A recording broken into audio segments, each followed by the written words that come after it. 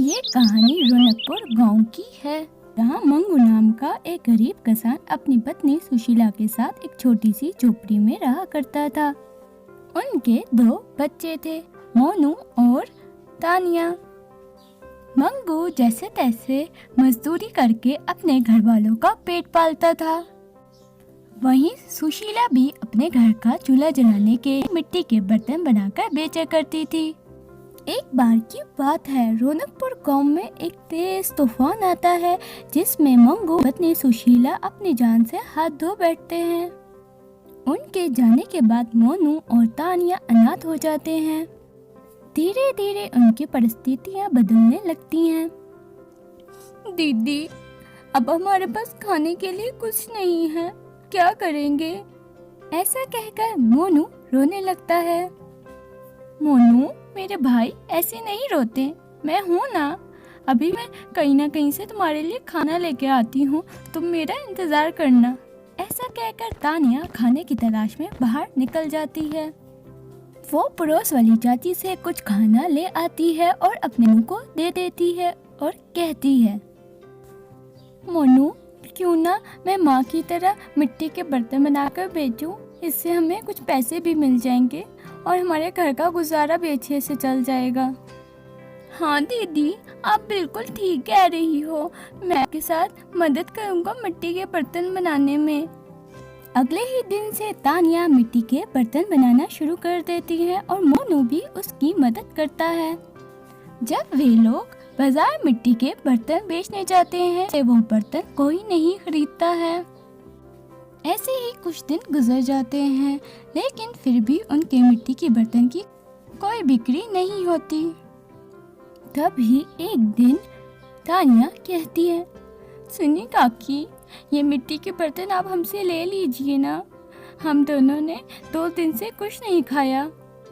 अगर आप हमसे ये खरीद लेंगी तो हम खाना खा लेंगे। चाहिए हमें तुम्हारी मिट्टी के बर्तन, चलो निकलो यहाँ से। अरे काकी, एक बर्तन तो ले लीजिए ना।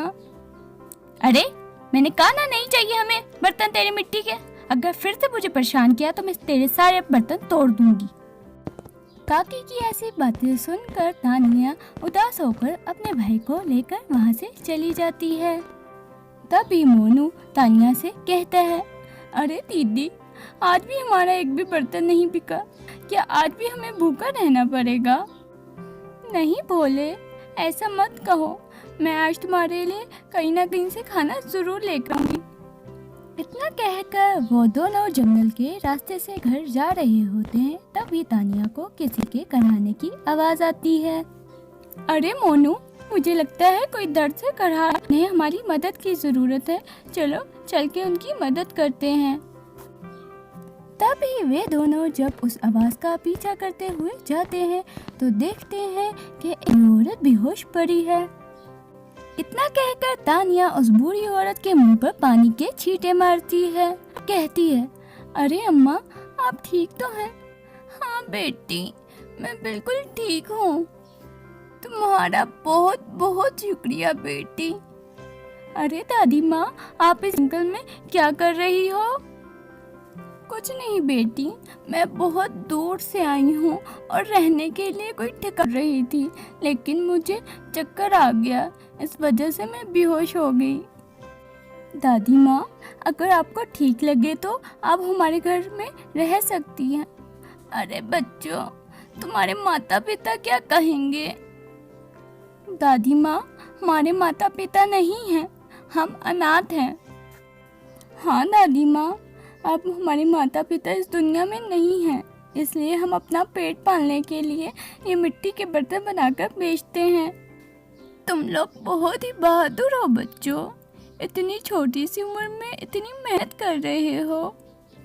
हाँ दादी माँ, हम मेहनत तो कर रहे हैं, लेकिन ये मेहनत हमारी किसी को नजर नहीं आती, कोई भी हमसे मिट्टी के बर्तन नहीं खरीदता। कोई बात नहीं बच्चों, तुम्हें परेशान होने की ज़रूरत नहीं है, अब मैं आ गई हूँ ना, तुम्हारी तमाम परेशानियाँ दूर कर दूंगी।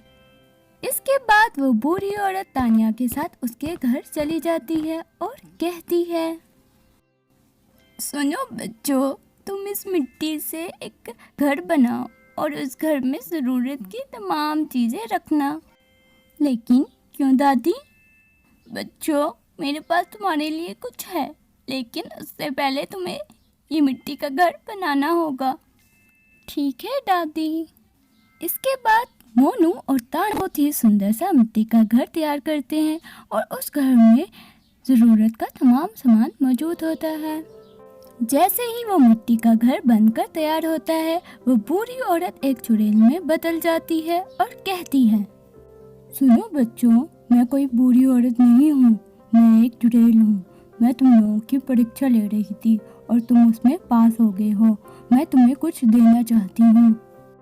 इसके बाद जादूगरनी अपने जादू से उस मिट्टी के घर को एक आलीशान घर में बदल देती है। ये देखकर मोनू और तानिया बहुत ज़्यादा खुश हो जाते हैं और कहते हैं, अरे वाह, ये मिट्टी का घर तो कितना सुंदर आलीशान महल में बदल गया। हाँ दीदी।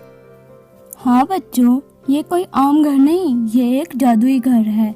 इसमें तमाम ज़रूरत की चीज़ें मौजूद है और तुम इस घर में अपना जीवन खुशी खुशी व्यतीत कर सकते हो। इसके बाद वो जादूगरनी वहाँ से चली जाती है। मोनू और तानिया उस घर में जाते हैं। उस घर में ज़रूरत का तमाम सामान मौजूद था। अब मोनू और तानिया को किसी भी चीज़ की कोई कमी नहीं थी। इसके बाद वो दोनों अपना जीवन खुशी खुशी उस घर में व्यतीत करने लगते हैं। तो दोस्तों, कैसी लगी हमारी कहानी? अगर हमारी कहानी अच्छी लगी हो तो हमारी वीडियो को लाइक करना और शेयर भी कर देना। इसके साथ लाल सब्सक्राइब का बटन भी दबा देना। तो मिलते हैं कोई